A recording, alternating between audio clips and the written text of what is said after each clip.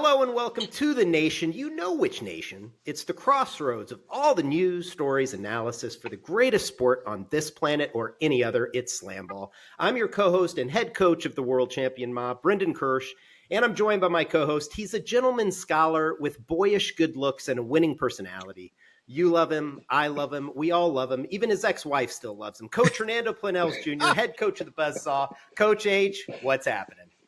Well, first of all, I'm really excited that you said other planets because obviously there's a lot more planets than all the way to Pluto, which is still debatable if that's a planet in itself. So I'm glad that we have entered the intergalactic sphere of the popularity of SlamBall, but we're here, we're alive, and this, again, every podcast is the greatest podcast ever, and this is enough. I know. Episode 12, Coach. Can you believe it? No. I mean, if they had the opportunity to cancel us, it would have been like half an episode. But that's true. That's true. This podcast is you can't. totally under our control. Yeah. All right. Before we introduce our guest today, Coach, we do have some news to share. SlamBall is going to be accepting submissions for access to the invite-only tryouts this summer. If you think you have what it takes to play SlamBall, and based on what you read on social media, a lot of people do think they do, please check the official SlamBall website and complete your submission there. Texted with Rob Wilson today. He's our EVP of Player Personnel. It sounds like that's going to go live very soon. It's not live now, but it will be going live very soon, as early as this evening or at some point early next week at the latest. But the tryouts are invite only. So for everybody trying to DM Coach H or I or all the other coaches, it is invite only. And the only way you can get an invite is by submitting your submission on the official website. So please do that. And then finally, we have to throw some love at our beloved exclusive beer partner, Pabst Blue Ribbon. Yes. I've got another tall boy with me today, Coach. I'm not gonna partake today, but I'm gonna keep it near and dear to my heart. PBR, this is a true story, was my grandfather's beer. For a lot of you guys, it might have been your dad's beer. And what I'll tell you is your grandfather and your dad are way cooler than you are. That's right. And that's facts. And they love SlamBall. They love SlamBall. They love SlamBall. So PBR, thank you for supporting SlamBall. Respect. All right, Coach, we're ready to podcast. I think it would be fitting for you to do the honors and introduce our guest today. Oh, man, let me tell you something. I'm so excited to finally paint the walls of this podcast with orange and gray or silver, whatever colors they gave us this past year. All I know is that today I'm so honored and thankful that the number 2 draft pick, Tyquan Scott, is here in the neighborhood, spreading his love, his joy, his words of wisdom to all you SlamBall young folk out there who think they can attack Big Ty off the trips. Ty, welcome, brother. It's good, man. It's good. Look at that. We're happy to have you, brother. A lot of people are familiar with your journey. You've done a couple different platforms with the SlamBall interviews and stuff like that. But if you wouldn't mind, just walk us through it, because it's everybody's journey to the SlamBall court is unique, and we'd certainly like to hear yours. My journey was actually insane, to be honest. It's just God that got me here, to be honest. Stephen Julian, one of my dear friends that I haven't, we've been on and off talking here and there because we went to prep school together. We played basketball for Redemption Christian Academy. He randomly hit me up and I was at a hard point in my life. I was trying to figure out if I can go back overseas, play basketball, you know what I'm saying? Like, after COVID, it was rough, so I'm trying to figure out what I want to do, if I should stop playing basketball, what's going on. But he hit me up, and he was like, yo, I got this thing going on, SlamBall. I didn't hear it. I didn't hear SlamBall prior to him hit me up. So I'm like, okay, SlamBall, what's that, So we talked about it a little bit, and then I looked it up. I was like, I don't know if I can do this, because it looked kind of crazy. I ain't gonna lie. It looked kind of crazy. So I'm like, I probably can see myself doing this, you know what I'm saying? I was trying to consider it and figure out how I could fit into what I was watching. But yeah, he hit me up randomly, and we haven't really been talking a lot. So he hit me up. Last time we talked was 2015. Went to school in 2014. So for him to think of me out of all the guys, because he played overseas, he played everywhere, out of all the guys he met within those 8 years, he hit me up, you know what I'm saying? And it worked out for me, you know what I'm saying? So I just think God got me here, for real. Now you have, I think, one of the more insane dunks I've seen. I think it was in junior college. I think you was a follow-up. It was a shot. And then all of a sudden, I mean, you are 6'8", so it's hard to miss you. But if you're not watching yourself, I mean, you just all of a sudden exploded off and like basically like jumped over a dude, like grabbed him, manhandled him in midair, and then dunked the ball. Like, I'm sure people have been talking about that for years. Oh yeah, for sure. I guess I was ready for SlamBall the whole time. You know what I'm saying? Because that was a SlamBall dunk if it was. You know what I'm saying? So, yeah, I went for the rebound. He was going for the rebound. I ended up jumping higher than him, and he just elevated me up to the rim, and then I was just looking down in the rim. I was scared. I'm not gonna lie, I was scared. But full circle, I'm doing that for a living, so it's crazy.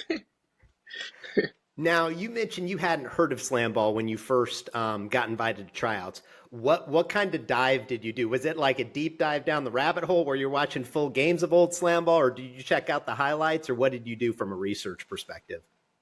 Uh, I was looking up highlights, and that's probably the worst thing I could have done because it was just the best of slam ball. So I was just looking up highlights, and then I'm like, I'm trying to figure out how I can fit into slam ball. So it was definitely like a process where it's like, do I dive into this or do I, you know? So I don't know. I was just having a mental battle, but I'm happy. I'm happy that I actually chose to do it because I really felt like I was like not going to be able to do it, and now that I like playing the sport and see I can do it, it's just amazing, for sure. Now you came into training camp. Obviously, you were in Super 24, and like talk about the nerves there a little bit, if there were any. I mean, you came in. You know, the very first thing you do, you got put on elbow pads and knee pads, and all these things. Like, what was running through your mind?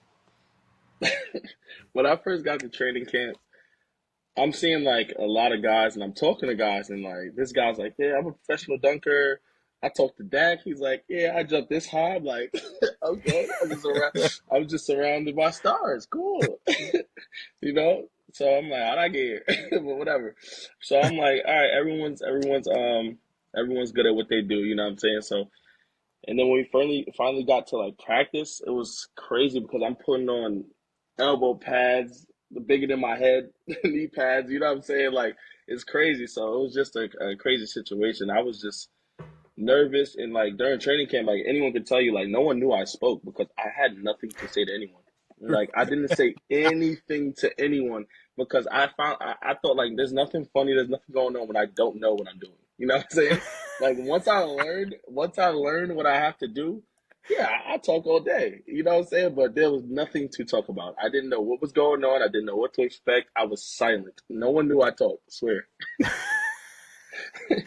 Well, you were, I mean, I remember seeing you in the early portion of training camp, and you were one of those guys that there are some guys that take to the tramps right away. There are some guys that are a little bit uncomfortable. I mean, how tall are you? 6'9"? I'm 6'8". I'll take 6'9". I'll take it. Yeah, Yeah, I'll take it. yeah. You're 6'8", 6'9", and usually it is the taller guys that are not as comfortable on the tramps as early as some of the other guys. And you were one of those guys. I remember working with you a little bit. There were coaches working with you a little bit to get you comfortable doing T drills. Pat Graves was working with you a little bit. The Talk GOAT. about talk about like what a lot of people don't know is that it's not like you're out on the tramps for a couple hours every day. It's like when you're in training camp, you're out on the tramps 7 days a week, 8 hours a day. So a day seems like a week in a slam ball, and a week seems like a month. So just talk a little bit, if you can recall all that, like about your progression in the tramps and how you got more and more comfortable to the point where, I mean, not to spoil anything, but you became the number 2 overall pick in the draft. Listen, man, it was a crazy journey. I'm not gonna lie. I'm so happy to have the coaches that were around me. Like you guys, everyone was so welcoming and so patient with us, so we can learn. And I felt comfortable learning, as opposed to like if you guys are like, we're in a rush and we can't, hurry up and learn. You guys were so welcoming and like helping us learn at our pace. You know what I'm saying? So that helped me a lot because prior to this, I never went on a trampoline, went to a bouncy house, any of that. I never done any of that. So it was definitely like something different for me. So I was I was out there, but I'm willing to learn. You know what I'm saying? I'm willing to learn. That's one thing about me. That's the start of everything.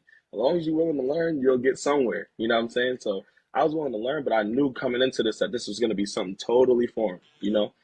So like luckily like Pat he's great at what he does. Like without Pat, none of us, I don't care who you want to mention, none of us will be where we are without Pat. He's the GOAT. But yeah, if we didn't have Pat and welcoming coaches that like let us learn at our speed, I don't know where I'd be, because when I first got here, I was not fully discouraged, but I was like wondering if I was gonna really be able to do this, if this was for me, you know? So luckily I had I remember a lot of conversations with you in the beginning as well, Coach K. You were talking to me a lot, telling me what to do and stuff like that, very patient. So like that stuff helped me a lot. And I'm surprised that, I got to where I am now, but like I'm very grateful for it all. Well, I tell you, If I had known if I had known you'd been playing for the Buzzsaw, I never would have helped you so much, Ty. Respect. Just teasing.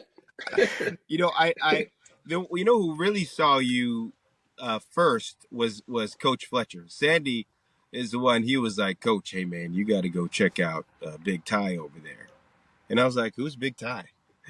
And he's like, go check him out. I was like, oh, I watch your body control. I watch you, go out there, your patience with it and everything else. And then there was, I think, a couple scrimmages, because I think you got hurt a little bit during training camp a little bit. I think, if I remember, or was that during the season? Anyway, I mean, during practice. But there was a couple times where you come down on 4-on-4 or 4-on-0 and really showed your ability, because we didn't play with stoppers, your ability to attack the tramp, which your head coach didn't utilize at all. Your head coach was horrible. I can't believe who he was. But you came and he's a great guy. He's a great guy. You showed everything. As time went on, as you felt more confident, and as the draft got closer, did you start sizing yourself up? Be like, you know what? I think I could be maybe one of the top picks, or I don't know where I'm going to fall. Honestly, to be completely fair, like I didn't know where I was gonna fall, and like I remember talking to my guys, like I just hope I get drafted, because I don't know what you guys see. All I know is what I feel, So I feel like I see everybody dunking, I see between the legs from the top tramp, I see all this stuff. I'm like, if I get drafted, this will be great. You know what I'm saying? That's all I was thinking. But like I knew like I felt like I like the stopper position, so I felt like that was gonna help me a little bit towards the end, because everyone wants to dunk and everyone wants to go for the highlights and be that guy, but I want to end the highlights. So I was like, a lot of people don't want to stand back there and be the guy that stops everything, you know what I'm saying? And I'm that guy, I'm built for that. So I felt like that helped me towards the end, because I locked in. I'm like, yeah, this is gonna be me, Yeah, and that's Coach H. You talk about like not seeing what we see. It's also like what we talk about, because all the coaches are talking all camp. Mm-hmm. But Coach H, from the very beginning, Buzzsaw had the number 2 overall pick when we actually got the draft picks. It was Lava, Buzzsaw, and we were all trying to figure out what Coach Carlson was going to do with the Lava, and then what Coach Planells was going to do with the Buzzsaw, because we're trying to plan. We're trying to plan for our draft and how the draft board is going to fall in the early rounds. And from moment one, it was Ty Scott. It was always going to be Ty Scott. It was never not going to be Ty Scott, because Coach H, if you didn't know this from his old bouncer teams, he puts a lot of onus on the stopper, as any good SlamBall coach should. And he's looking for a stopper that can do it all, big, long. You look at like Rodney Bond, you're kind of like a Rodney Bond. I mean, that's who I would equate you to from old SlamBall, although you may be a better attacker than Rodney Bond. I don't know. Coach H never let you do that, but I think you are. I think you are an exceptional stopper, and Coach H had his eye on you from the very beginning. Oh man, I'm just happy that people believed in me, man, when I didn't believe in myself, man. For real. Now I love you, Coach H. I love you too, man. We drafted you second. Were you shocked? Were you just like, I know it's nice to say I'm just so happy to be there, but like when you heard your name, were you like, oh shoot, I'm here, I'm second? I mean, I was shocked to hear, because before there was so much talk on, between the guys, and like everyone's talking and stuff gets leaked, whatever the case is, everyone's talking. So like I was surprised to hear that I was going like first round. But once it happened, I wasn't that surprised, because I heard it already. But I was definitely surprised initially hearing it, because I'm like, me? Like I'm still learning how to, do a lot of things. So it was definitely definitely surprising. But once I actually got called, I already like kind of knew at that point. Yeah, what you mentioned the talk. One of my favorite topics that has come up for Coach H and I as we've done the podcast is how many coaches were talking to players during training camp and what they were saying. So like what other coaches were talking to you during training camp and like what was their message? Yeah, listen, Coach Carter is hilarious. Let's start there. Let's just start there. Like, like I have a house of whatever 8 or so. He told all of us he was drafting us all. It was crazy. And then all other people in other houses as well. So I'm like, all right, he gonna have a team of 16. You know what I'm saying? Shout out to him. It's a nice team. But yeah, Coach Carter was talking to me a lot, and telling me how he's gonna draft me and stuff. Dodge the bullet. But yeah, I talked to Coach Fletcher a lot as well. Talked to him a lot too. He was very patient with me as well. Like I loved having him around because I know I felt like I belonged because of him, because of the welcoming vibe. So I talked to him a lot, and Coach Fletcher was pretty much telling me like, "Yeah, we looking at you," pretty much. So yeah. Coach Sandy was he's what you call a investigative drafter. Like he's going to do a ton of research. He probably had files on all of the players that he was giving to Coach H before the draft, but we know he does a very thorough job. So here's a question that I have for you that I know has been debated among some of the players. Do you think now, looking back on it, was Bryce Meringue deserving of the number 1 overall pick? To be honest, like I thought he was going number 1 during camp because he was doing things that no one else was doing. So I was like, "There's no way this guy ain't played before." You gonna lie, but yeah, he's definitely deserving of it, for sure. Because he was in. One thing I like about Bryce, like he has great character as well. You know what I'm saying? So I feel like he did deserve going number 1. I'm sure everyone thought he was going number 1 as well. So We all did, other than Coach Carlson. He wavered for a second, remember? Because Ty McGee came into the second group, and he was looking at Ty McGee, and rightfully so, like you can say about Coach Carlson, like good evaluator of draft talent, because he was looking at him, and he was like, I think this kid's going to be really good, but I'm not sure I can take him with the number 1 overall pick. But I'm in your camp, Ty. Like if Bryce is there at your pick in the first round, that's probably who you're taking. yeah. There's rumors that he's Greg Oden and I'm Kevin Durant, but whatever. Whoa! Well, moving on though. Here we go. That's just he say, she say. Whatever. Now, Ty, you came on to the Buzzsaw, and I mean, this is your guys' words, not Coach Sandy or I words, but you guys really believed that we were the roughest looking team out there, but we were also like, I think, one of the nicest teams, but we looked rough. Like we looked like we were going to come in and take your heart and your food and everything that just belonged to you. Do you believe that? Not that do you believe that we would do that, because we totally should. But do you think that's, like, when you looked at us, you're like, yeah, man, you don't want to meet us in the back of anywhere? I definitely felt that. I'm not gonna lie, because there's times where we weren't on the same page, but we are all on the same page of we're gonna be dogs. That's it. Like if we do anything, we're gonna do it with heart. So that's where it starts. If you don't have heart in SlamBall, I'm sorry, you don't belong on the SlamBall court. You don't. So that's one thing we all unanimously had. So that's one thing I knew. Like we're gonna lose, we're gonna do whatever, we're gonna win, but we're gonna do it with heart. So I knew all our guys. Like even when we had the addition of Terrell, like Terrell fit right in because he was a dog too. You know what I'm saying? So like we were all on the same page when it came to heart. So yeah, I already knew that we were all gonna be going out there to play our hearts out for sure. I knew we had dogs when we beat the Ozone by like 30 or 40 points. Then we played Griff's or James Wilson's team or whatever. And we win the game. We go 2-0. And our guys are arguing, fighting with each other in the locker room. And, our locker rooms was not the locker room. It was like an open space at Cox Pavilion. And I'm sitting there with Sandy. I'm like, didn't we just go 2-0? What is happening? But then I realized like these guys just were like, they're like, no, man, this is not enough. Like they all had chips on their shoulder. I mean, I was really shocked. But Vera was like, oh, okay, I know what's happening here. We're gonna let this fester even more, and let's just see if we can keep winning. But that's when I knew. I was like, oh man, this is gonna be interesting year. That's for sure. For sure.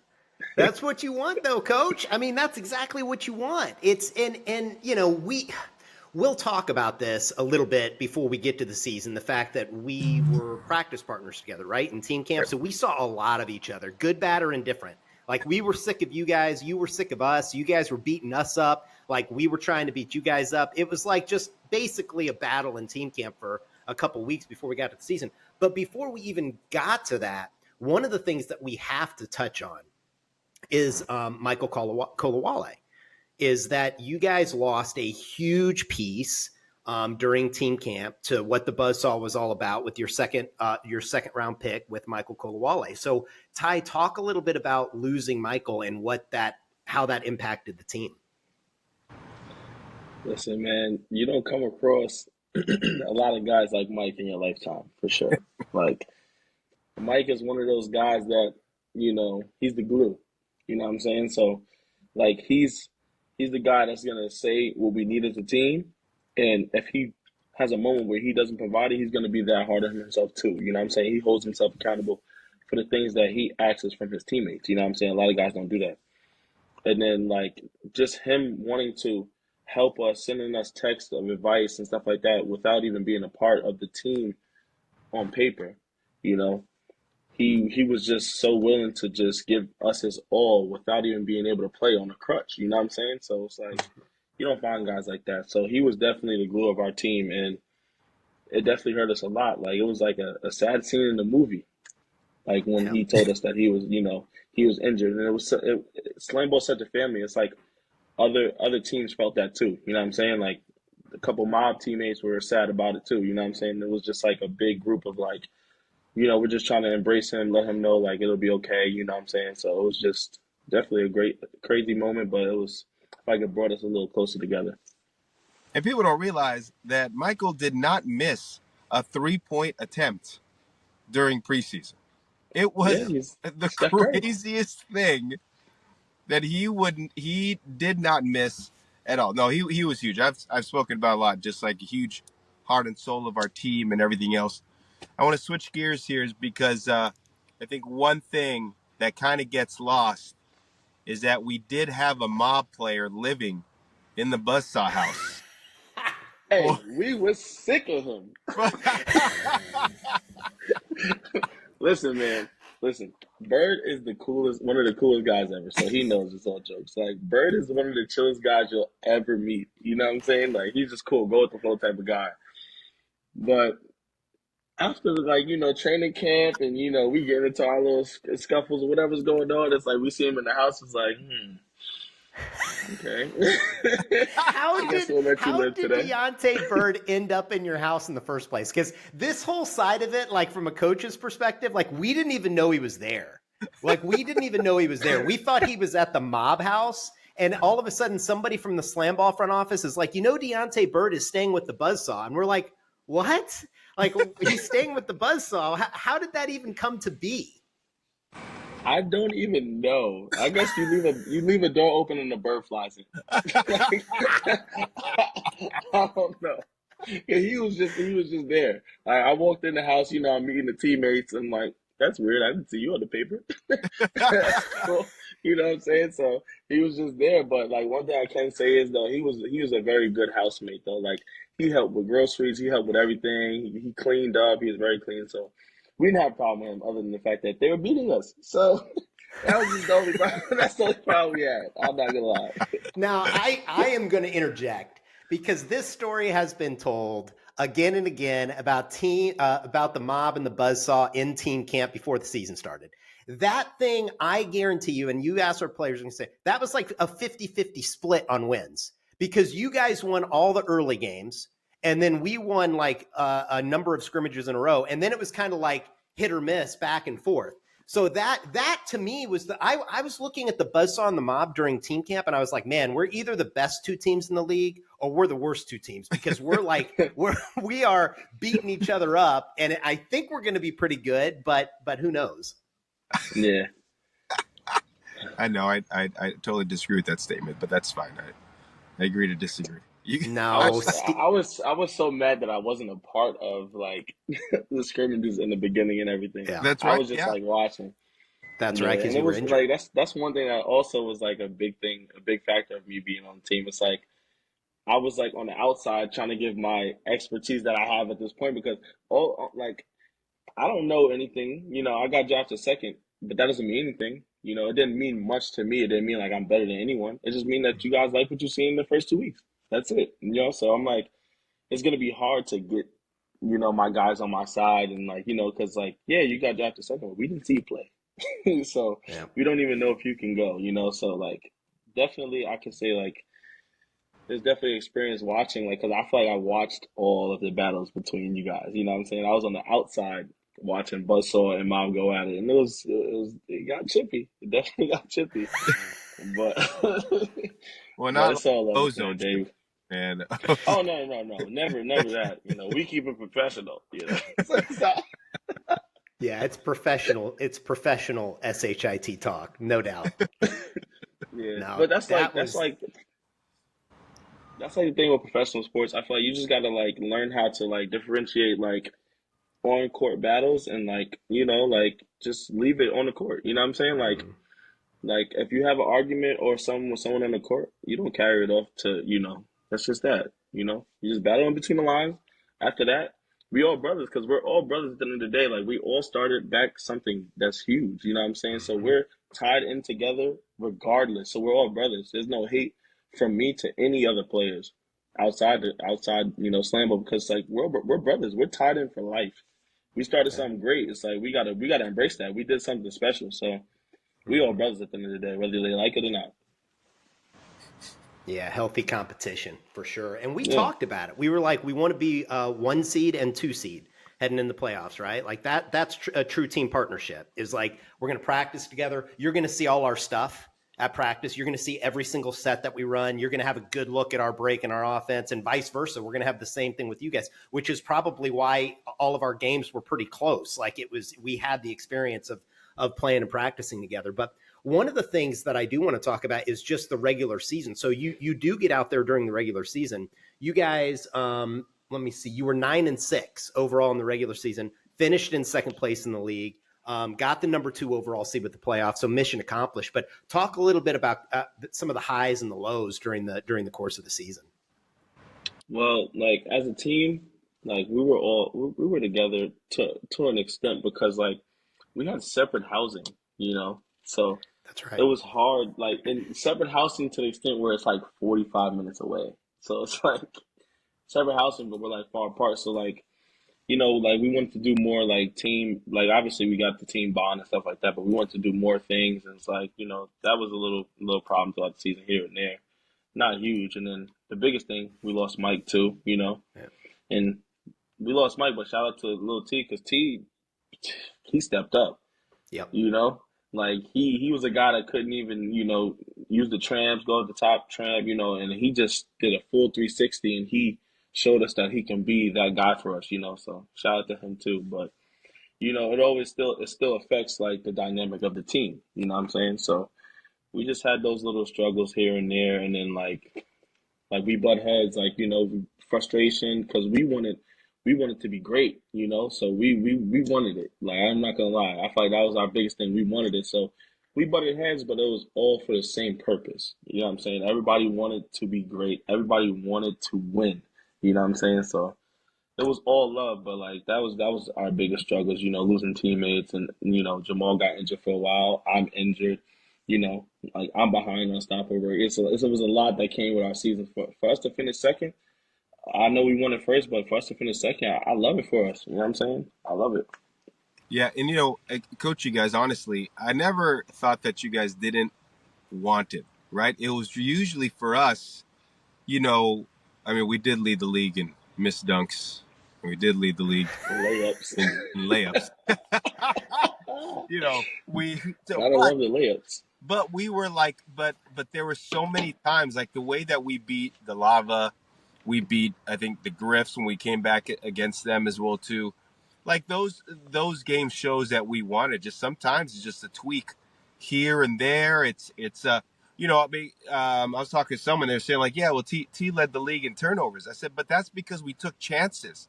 Like it's Yeah. not like he was just throwing it out to the crowd. Yeah. He was like, he got on that on the top tramp or the middle tramp or on the padding, and he's like, I'm going to try this one, and we just didn't have that timing, but then also just the wherewithal. It takes time. Like it's just hard. Mm-hmm. And Coach Kirsch talked about in the beginning of the podcast how many people think they could play the sport. Like, what's your message to these people who think they could just come in and be like, oh man, that's some easy stuff because you're on a tramp? Like, what do you say to them? My biggest message to them is come out and try out. Like, and not even just come out and try out. Send whatever you got to send in, and I hope you get accepted. Like, That's I right. don't know. Like, you could say whatever you want to say. Anyone can do this, and just no. We're living this life in real time. It's easy to talk about something. Like, we can all do that. Cool. But when you step in the trench and understand that this is it, it's just different. Like, I've played many different sports. I've tried rugby, football, basketball. I'm a track runner, did everything. This is one of the most, nah, it has to be the most difficult sport I've played. So you can say what you want to say, but send your film in and come try out. And tread lightly Absolutely. because we're gonna see what you said. So I hope you have, I hope you have a good time at tryouts. That's all I Well, gotta no, say to you you. hit the nail on the head, and I think we cover it at nauseum. Is like people watch it on TV and look at it, and they're like, "Oh, it's 5 minute quarters." And whatever it is, they don't realize how Oh, exhausting it is. Touch on that. Touch on like the physicality and conditioning required to play a sport like slam ball compared to just say basketball, as an example. Listen, there's no plays off in slam ball, and if there is, you're getting scored on. So you have to every second that you're on the court, you have to give it your all. You have to, because if not, you're doing your team just disjustice. The game is fast. That's fair. But being that the game is fast, you have to play as hard as you can because it's fast paced. So that's why I commend all the gunners and handlers because like stopper, I feel like it's a hard position because you got guys flying at you and but like I'm jumping in the champs and going up. You know what I'm saying? And it's hard to do, cool, but like the gunners and the handlers running all day. You go for a dunk, you get in a chance, you got to scramble out, run, go play defense, try to stop someone, and then go for a lob. You dunk the ball, you got to run out, stop it. It's just crazy. Like your conditioning has to be insane to keep up with this sport. And I feel like people don't understand that. They just see, oh, he dunked. Next guy dunked. Oh, he got blocked. It's not that simple. It's just not. no, Yeah, I and you know what? encourage Also talk people. about you're a stopper, okay, and you see a guy coming full speed, like right at you. And there's a couple things. First, you gotta be like, all right, I gotta stop this mf'er. Mm-hmm. And then number two, he's going pretty damn fast. And then number Mm-hmm. three, I don't know how many bounces he's gonna take to come in. And then number four, he's gonna enter the tramp. Now, who's cutting on the weak side, or like Yeah. talk about like that thought process, and every time down the floor. Oh man, I'm not gonna lie. When I first got into my first few games, I feel like everyone had their first game jitters. No one was really showing their full potential like that because it's like it's our first time out, whatever the case is. So I'm like, it's pretty easy. I'm getting stops. I'm doing a lot of things, and I'm like, it's not that hard. But once people start to learn their game and learn themselves, and then like make game plans towards like the good stoppers, because like you see stoppers like me, Gage, Connor, or whatever the case is. Like people start making plays like, yo, don't go directly at him, go over the top. So now you have to decide if this guy's going fast, but is he coming at me to dunk or is he passing to the side? And it's like, or is he bouncing down? It's a lot of things that you got to think about. So it's like there's so many aspects to this game that you can't begin to explain to someone who hasn't played. So it's hard. It's hard to like really explain to someone who hasn't played because like you don't understand how many aspects to the game there is, let alone the rules to the game. You know what I'm saying? So it's just hard. Like it was just hard because like as the game went on, like people were just like, all right, we're not gonna attack Ty, we're gonna throw it over his head. And it's like I'm only one person. Like Yeah. I can't get both things, you know? So it was definitely difficult, I'm not gonna lie. Well, yeah, and all those things that you described, it's not just seeing all those things, it's having to make decisions based on all those things within nanoseconds, right? Like, I mean, you have one foot on the pad and you're ready to enter the scoring bed and you're about to do that. And as you're doing it, you're still making a decision based on what that offensive attacking player is doing on like, he's either coming straight at me or he's going to take a quick bounce and cut to the island or whatever he's doing. And you're having to match that, you know, live within like a quarter of a second or something like that. So, man, the stopper position, Ty, is like, I think we've touched on it. I think it's inarguably the single most difficult position to play in SlamBall, and it's also the single most important, and it's probably the most cerebral, and it's probably the most taxing as far as the hits that you have to take on your body to stop one-on-one in the rim, and you did a fantastic job, man, an absolutely fantastic job. One of the things that Coach and I have talked about before, too, there were so many good stoppers in U SlamBall. There were some really good stoppers in old SlamBall, too, but if you had to force rank, like your top 3 stoppers in new SlamBall, who would they be? Top 3 in new SlamBall? Yep. Including myself? Absolutely including yourself. You were the number 2 overall draft pick. For sure. So as of this season, I'm definitely going to pick Gage in first, and I'm right behind him because I'm a competitor, but I don't take away what people's done. You know what I'm saying? Like, that boy could go, like, for real. And I told him plenty of times, like, it's not sweet. I'm coming after you, you know. But like, yeah, he could go, man. He's a talent for sure. So I take him, then me, then I'll take personally I'll take Connor. Connor's a dog. Like I feel like Connor was very underrated, and you can't. A lot of people, it's hard to score on Connor for sure, for sure. Well, Connor's. But I take Fessy close after. Fessy's good too. I mean, Connor, I think he had the timing. He did a really good job. But the other part, I mean, literally, it looks like there's a Viking back there, and you're like attacking, and you're like, why am I like? There's a freaking Viking with an axe at the bottom there, and he has that look and that long face, very Euro Norwegian Viking-esque.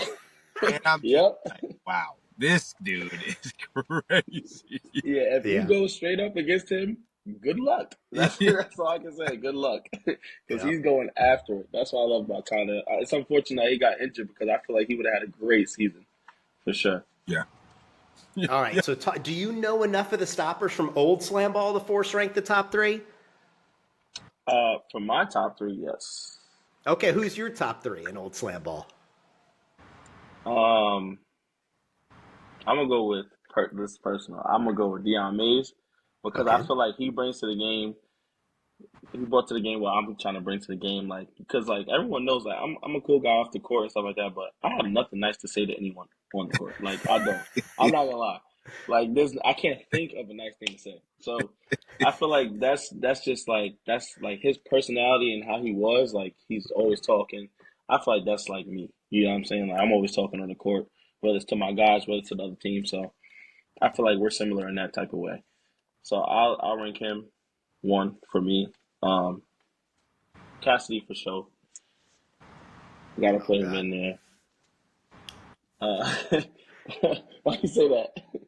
Because Kevin Cassidy was that guy. I've never seen a stopper before play with such reckless abandon. You know, you see a lot of the offensive players play with reckless abandon. You don't see a lot of stoppers play with reckless abandon. Like if you go back and watch a lot of those old games, what you'll notice is a stopper shades to one side of the rim or the other.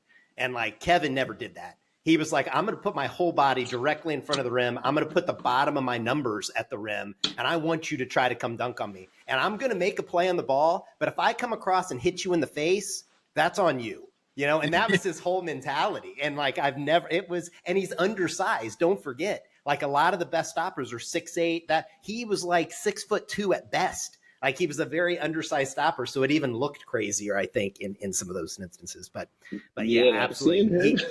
He's a great number 2, and I agree with you on Deion Mays at 1. He was a stud. Who's your number 3? Big Bird. Oh yeah, I like Big Bird. Yeah. I like Big Bird. But Big that's Bird. the thing about the stopper position. Like, your weight plays a big deal in how your timing is when you enter the tramp. So like Cassidy was strong. He was 6'2", but he was, I don't know. I don't know how much he weighed. Like Utah, you're like what, 240? Nah, this season I was like 250, almost Yeah. 255. Whoa. Yeah. We put that in your contract. We're gonna have to. No, just kidding. You get like Zion. Yeah, wait a second. Wow, I didn't know that. But no, it's huge. And George Bird, he was listed at 280. There's no way he was 280 during his time. Yeah. But the way that he would bring down, if you watch old SlamBall, he hit that trap, and boy, he would just keep going down and down and down. And then all of a sudden, spring up. It was wild. For sure. He did that when he came to play with us, when he came back. Oh, yeah. I was like, nah, that's crazy. He's going to break his leg. It was so good to see some of those old players back. That was honestly one of my favorite parts about having SlamBall back, is like getting to connect with the old guys again. A lot of them were knuckleheads, man. Like a lot of them were, you look at Whitney White. I always use Whitney White as an example. He's going to hate me for saying this, but like he was the biggest knucklehead on earth. And he comes back and he's an exceptional coach and leader, so it's like just that period of time that you have off, between knucklehead timing and like new SlamBall timing was pretty cool. So absolutely. But who were, Coach, did you have something? No. Okay. Now we talked about kind of new top 3 stoppers in new SlamBall. Who were the guys that you hated going against the most? Because like Gage and I, and Coach H, we were laughing about this in the last podcast, which is like no matter how many stops you make, every single highlight in SlamBall is going to include you getting dunked on. Like every single one of them, because that's what everybody wants to see, and that's what people post. But like the guys that were the best attackers in the league this year, that you were like, I really don't want a part of this, but I'm going to go ahead and enter the bed and make a stop anyway. Like, who were those guys? I mean, for me, it was like, it would be like a heavier type of guy, because like Dak, he's gonna go in the champs. He's gonna dunk over you. He's not gonna really hurt you. He's just gonna. I dunked all over you. Cool. It is what it is. But like, it was just like more of a thing when like the bigger guys are coming like full speed. It's like, I gotta brace for this. The smaller guys, like, he's gonna get really high. So like with those type of guys, like I try to catch them on the way down. Like if you jump, like I learned this fast. If you and Dak or you and Cam go like this together, yeah, you're dunked on. Yeah. You're dunked on. So you gotta kind of like let them jump, and then you gotta get in there and get up. So when they're coming down, you kind of coming up. Because if you jump when they jump, yeah, that's it's over for you. So with them, it was like with smaller guys, like they were good. It's like, I'm not worried about you. I'm not scared to go against you, because like I know you're not gonna cause me physical pain. It's either you're gonna dunk or I'm gonna block it. So like I knew Bryce probably would have been one of those guys, but we didn't really get to go against each other. Yeah. But I kind of knew it was gonna be like that, like against Zoe, because like Zoe is like one of those guys, like he's just gonna go direct. Like he's not trying to do a bounce down, do anything. He's most likely going off the side tramp. And he's going full force. So it's like, yeah, he's a big guy. So it's like, I got to brace for this. Amir what was about one of like those guys Amir too. Smith? Yeah. Yeah, he was one of those guys too. Like he's just like diving straight at the rim. So it's like, yeah, you got to kind of brace for impact.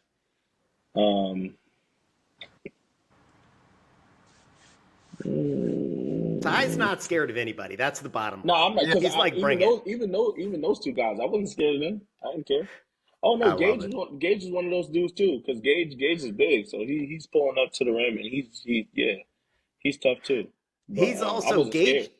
Gage had a little twinkle toes in him. You know what I mean? Like he could get off the rails real quick when he started trying to do a bounce down and go into the scoring bed. But if he pulled it off, like he could get you coming straight at you, or he could get you kind of using a diversion with the bounce down and stuff like that. Mm-hmm. We just, Coach Ballou and I used to laugh a little bit because you could see if he got out of control, if he did like the under the leg and he was going to leave it to himself, you know, like a tramp transfer, he could get out of control real quick. And then it was like, oh, here it goes. And then the ball's like flying over the plexiglass and out of bounds, and you're like, Gage, what are you doing, Gage? Stop, Gage, get back. Well, he was also the guy during training camp. I remember in training camp, he threw it. He was the first guy to throw it off the glass to himself, coming across, and all the coaches were like, "What just happened there?" Because one of the things too, Ty, and you know, while you guys were going in Super 24, and then we had the other group. And that's why I was telling you guys in our huddles, like, guys, try different things to expand your mind, because you're going into the sport with just one way of looking at things when there are multiple ways to do it. So how can we expand your mind in such a small amount of time that we had? And I remember Gage was doing, and I remember you too. You were telling our guys, like, hey, man, try this, try that. You know, try and get out of who you are, so you could go ahead and become who you want to be. Yeah, SlamBall is really an art. For real. Yeah, it is. One of the things that I want to get from you, Ty, is we all know Coach H. We all love Coach H. Everybody's got their Coach H story or many stories. But give us a Coach H story that only somebody in the Buzzsaw would know.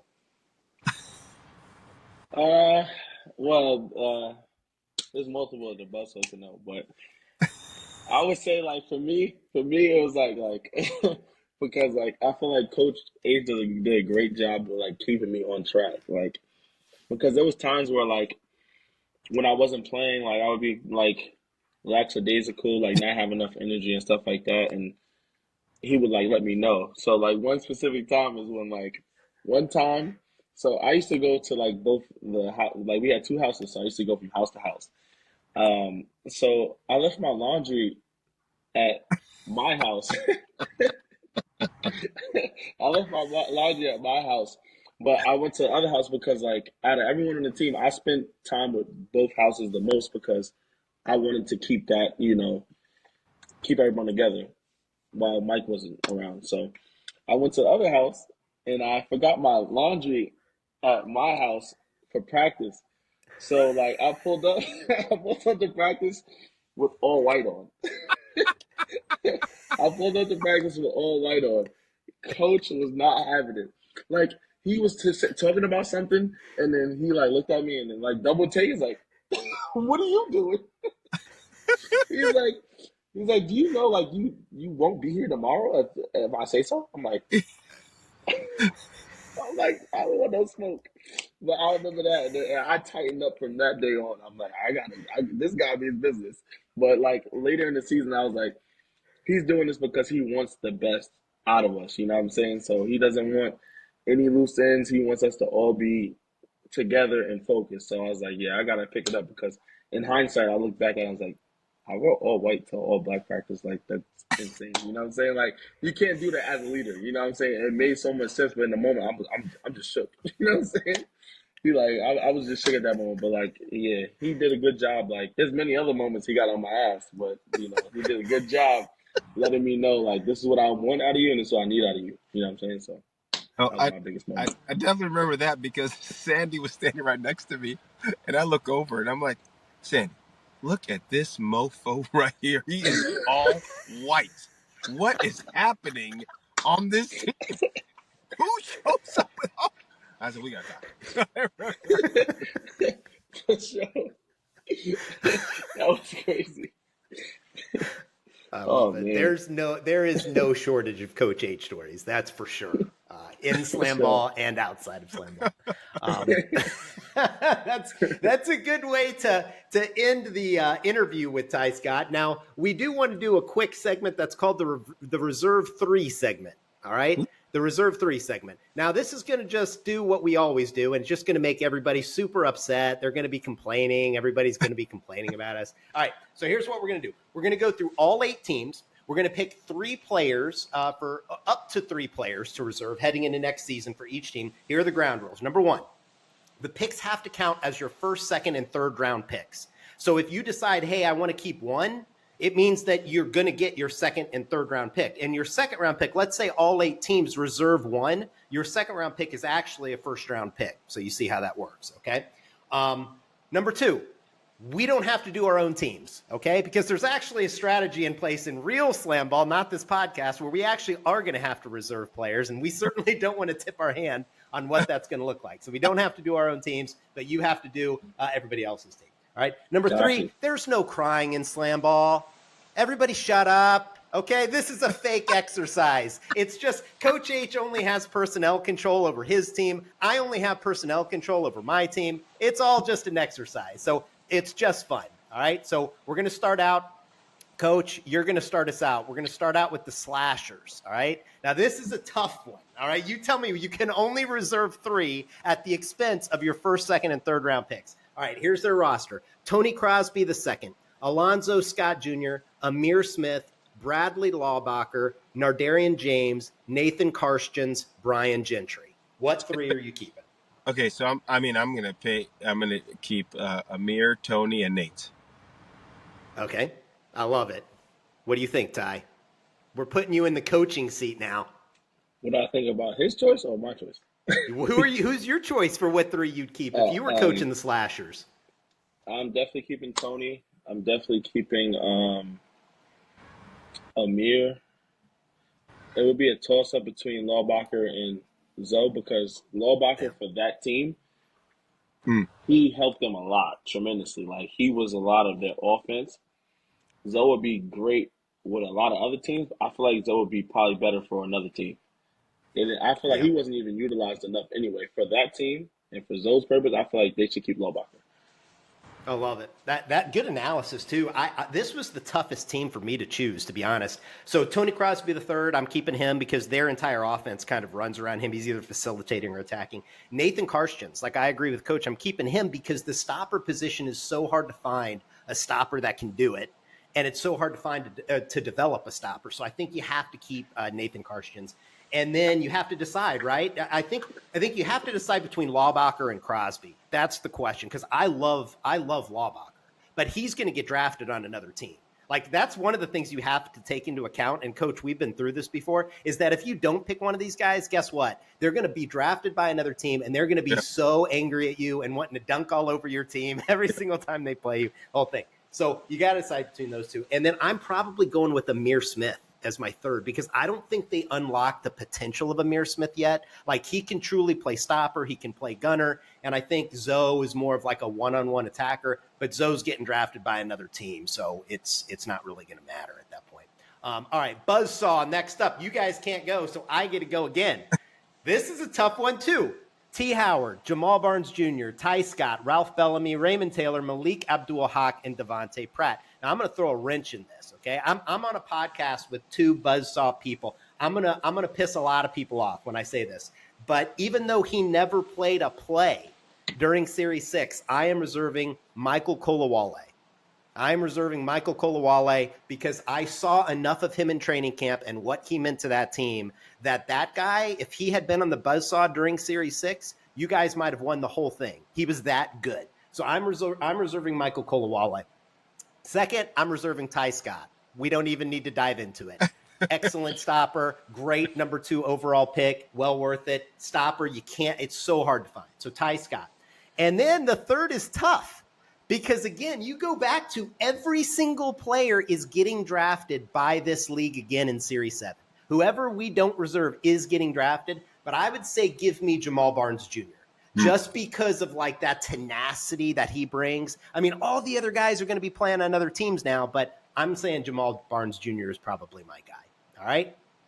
Okay, Lava, next up. Ty, you're going to lead us off here. We got Bryce Meringue, Josh Shannon, Faisal Shafat, Jihad Shockley, Nate Harris, Paxton Henry, Ermias Casa. Which 3 are you keeping? Gotta keep Ermias. Yeah. I knew he was going to say it. Shout out E, man. He the first person to ever play on every team. But I think I'm gonna keep. Obviously, I'm gonna keep Bryce because without injury, I feel like he would have had a good season. He would have had a great game against everyone except the Buzzsaw. So Mhm. I'll give him. I'll keep Bryce. Um, who else? I definitely keep. I personally would keep Fessy because we need a stopper and he's a dog. So I'm keeping him. And for me, it'll be a toss up between Josh Shannon and Shockley. Mhm. I feel like I'm gonna lean towards Josh, but I know Shockley's going to be a steal for any team because Yeah. the sky's the limit for that kid. He's one of those dudes that you never know what he's going to do. So it's like you could go either way with Josh and him, but I feel like I'd go Josh because Josh is like more of a dog and he's like a slam. I see Josh and I see SlamBall, you know. Yeah. So I definitely go with Josh. You have a coaching future, my man, when you're done playing, because you and I have the exact same analysis. The only difference is, and it was the same math, right? The only difference that you and I have is I was taking Shockley over Josh. But it was the same Yeah. thing. You got to keep Fessy. He's an unbelievable stopper. You got to keep Bryce. If the guy doesn't get injured, then it's a whole different team. And then Hmm. that Shockley Josh Shannon decision is going to be tough. I mean, hopefully you get a chance to keep more than four, but this is a reserve, or more than three, but this is a reserve three exercise. Coach, who you got for the lava? Yeah, I'm going to go with Josh, Shockley, and Bryce because Fessy is going to be doing some reality show by the time we start SlamBall, so he won't be available. That's fair. It is fair, and it would be a killer if that happened because the lava need a stopper if they don't have Fessy. So, all right, we're moving up. We're moving on to the ozone. I'll go first on this one. Keith McGee, Brian Bell Anderson, Keenan Love, Laquavius Cotton, Marcus Gray, Vincent Bowman, Donovan Bird. All right, they had a pretty good squad. All right, I am going Keith McGee, obviously. I'm going Brian Bell Anderson. I believe he's going to be out on the court this summer. I'm going Brian Bell Anderson. And then I'm going to go Laquavius Cotton just because that last decision is tough. I love Keenan Love. I love him. I think he's going to get drafted by another team, potentially as a gunner, not even a stopper. But I like Cotton's game a lot. So I'm going to go with those three. What do you guys think? I'm going to go with McGee, Brian, and I cannot not keep Black Tarzan. Keenan Love. Keenan Love. I love it. I think I'm gonna go Keith, Brian, and I feel like I'm gonna go with Q as well because I feel like I don't do stopper slander because it's hard to play stopper, but I feel like they can get another stopper equivalent. You know what I'm saying to what they had Mm. to be Yep. as simple as possible. Here's the other thing that people may not realize: you can draft guys back. So, like, let's say you throw a guy back and you get to like round 4, round 5, or whatever it is, you can still draft that guy back to your team if he's still available. So, there's some strategy in that. All right, moving Hmm. on to the Wrath, Coach. You're up. It's Darian Slade, Ty McGee, Sean Stith, Stephen Julian, Greg Helt, Trey Landers, Nick Parks. Ty McGee, Stephen Julian, and Sean Stith. I got it like those were Sean was talking the whole time and stopped half the time, stopped didn't, and then Ty could just I mean he just the will for him to score. He just Yeah. scored, and I thought Stephen Julian made strides during the season, huge Mm-hmm. strides. Okay, I'll go next. I'm going Ty McGee, and I'm going Stephen Julian, and I'm actually throwing everybody else back. And I'm strategically, Oh, I'm trying to get the nice, first pick, right? Like a first round, the equivalent of a first round pick by only keeping 2. And then if there's not a better player there out of that talent, then I'm drafting somebody back on the team that I let go. nice. I like. What do you think, Ty? Wait, did you guys say Christian Gray? Does he not really count? We didn't say Christian Gray. I don't know if he's going to be back again, but are you saying that would be like a Kolawale situation for you? Like that would be the guy you'd reserve? I thought he was gonna have a hell of a season. I'm not Yeah. gonna lie. Him and Tom McGee together, I think that would have been a great season for the both of them. So if you Yeah. guys aren't counting him, I would probably do what you said because Steven Julian, he's 6'7" point guard. You know what I'm saying? Could do Yeah. a lot. You feel me? he's a handler that can, that's 6'7", you know what I'm saying? So he can attack, pass, he does it all. So I give him that, and I give, obviously, our offensive player of the year has to come back. So Yeah. them two, and probably, figure something else out, because no one's, in my opinion, should be definite, that's just me. Yeah. I mean, it's all going to depend on the next crop of players, too. We saw this before happen between Series 2 and Series 3. Series 2 aired, and a lot of college athletes and guys saw Series 2 on national TV. And then all of a sudden it was like, oh, we're coming for tryouts. And that crop had Noah Ballou, Trevor Anderson, bunch of guys that ended up being studs in this league. So it'll be interesting to see. All right, Coach, we got Griffins. We got Adam Stanford, Justin Holmes, Connor Hollenbeck, Keyshawn Jones, Jace Bass, Matthew Wilkerson, Deshaun Kelly, and Jordan Grant. What three are you keeping from that pool? Justin, Connor, and you know what? Those would be the only two. Really? You wouldn't keep Keyshawn? No, I think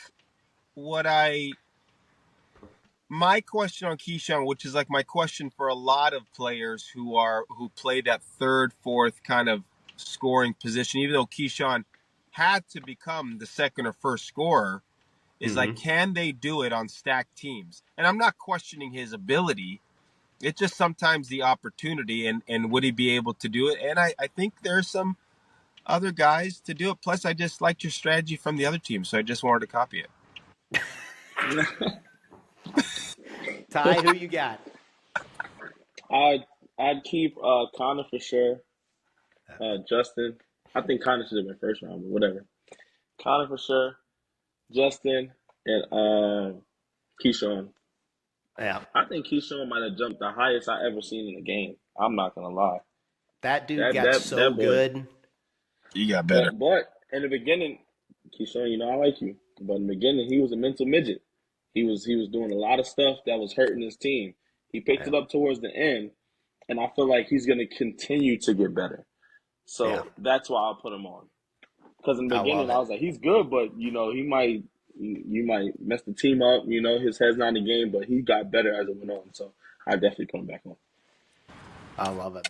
Great analysis, Ty. Man, I love this guy. All right. Let's do mob next. I'm not going to participate. Ty, Coach, who's going? Who are we keeping? You can only pick three. Go ahead, Coach. I'm going to go Gage, your handler. What was his name? Cam Horton. Cam Horton. And I'd say Dak, because, I mean, Ty said it best. He basically just jumps over you. I mean, you talk about someone who just jumps over you, protects himself, and he just lands. He's like, those are three. You can't put a 52-inch vertical on the trampoline. It should be illegal, personally. I know. But whatever. I think I'm going to go with the same thing. Only reason why, like, the last spot I would put was both Cams, but the reason why I'm picking the handler, because Cam is one of those guys that, like, he didn't have to show it a lot, but, like, he can do exactly what Cam and Dak are doing. Mm-hmm. But he's so bought into his position that he's making the world go around on that team. You know what I'm saying? He's attacking you fast, like, because you got to respect it. You got to respect it. But then he's making the perfect play, too. You can't beat that. So that he has to go, for sure. I am going to have some very tough decisions ahead of me, that's for sure. All right, we got Rumble. Rumble is the last team that we have to go through. I'll go first on this one. Jaytwan Williams, Kalen Tippins-Hill, Tamyrick Fields, Richard Washington, Victorious Dean, Bakari Copeland, Marcus Bradley. For me, I'm going Kalen Tippins-Hill without question, and Tamyrick Fields. I love Tamyrick Fields. And then the question is, are you keeping Washington or Copeland? And you could make that argument. I'm not, based on wanting the draft pick. So I may draft one of those guys back if that's the best guy available at that position. But I'm keeping those two. I want my draft pick. I want to see the new crop, and then we'll see what happens from there. Who you got, Ty? I'm keeping the same exact thing, honestly, because Kalen, he's going to be great, I feel like, personally. Yeah. Like I feel like his style of play didn't match the coaching that he had, which is fair. But I feel like that kid has a lot of potential for sure. TC is a dog. Any guy that can suit up knowing that he's a gunner and try his heart out, regardless if he was successful or not, I respect it. I don't care how good he did, how bad he did.